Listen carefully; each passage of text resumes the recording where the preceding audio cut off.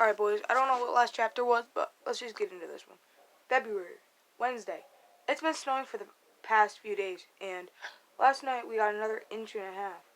Unfortunately, that wasn't enough to close school, and even if it snowed more than that, I don't think they would give us the day off. We only get a certain amount of snow days each year, and if we use them all, then we have to make up for them during summer vacation. And we've already burned through most of our snow days for the winter. Even some of them technically weren't used because of snow. In December, the school shut down for 3 days because of a lice epidemic. What happened was Lily Bobner came to school with head lice, but I guess she didn't know it and spread when she took pictures with her friends. So if we're sitting in a hot classroom in July, I guess we can all thank Lily for taking selfies. Sometimes when it snows in the morning, they'll give us half a day. But I'm not a big fan of half days because we still have to walk all that way just to put in a few hours at school.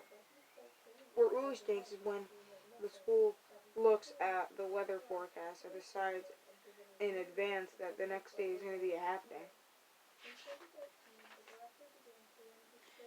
On a half day, the school schedule is the same, but everything takes half the time. That does that goes for detention too.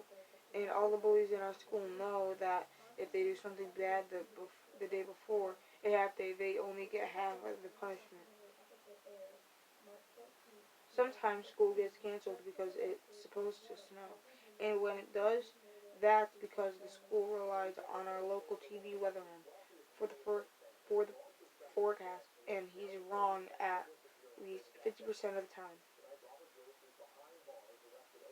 On New Year's Eve, he said that it was going to be t-shirts and shorts weather, and the next day. But when then it snowed 3 inches, and when people saw him at the grocery store, they let him know they weren't happy. Honestly, I don't see how this guy still has a job. But I guess as long as people like my parents tune in every night, he's not going anywhere. I really whiffed on that one, folks. We love you anyway, Gary.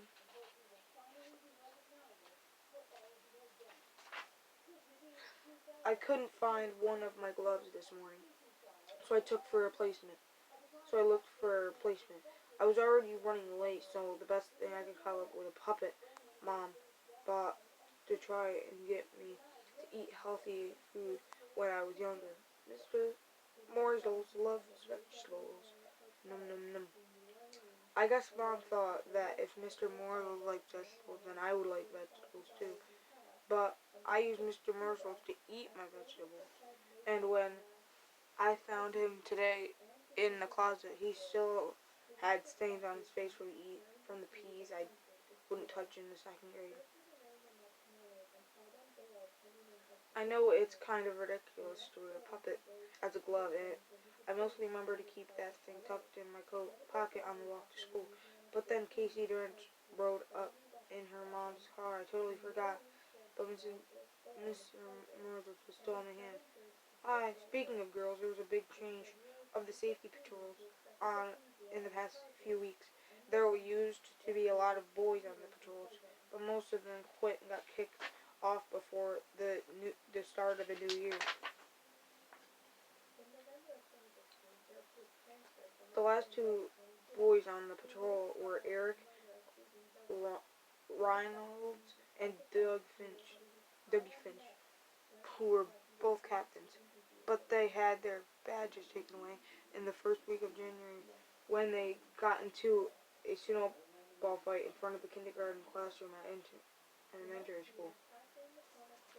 So now the safety patrols are 100% girls, and I'll bet they've been planning to take over for a while. The reason is because the guys at my school can't be real jerks, and when it snows, they're really bad.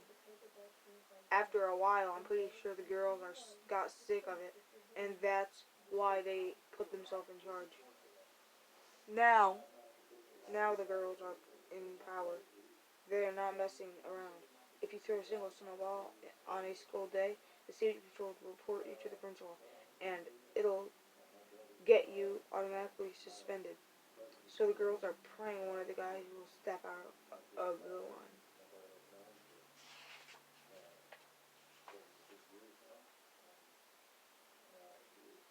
Today the road was clear, but the sidewalk wasn't. Whenever that happens, me and Rowley just walk on the road.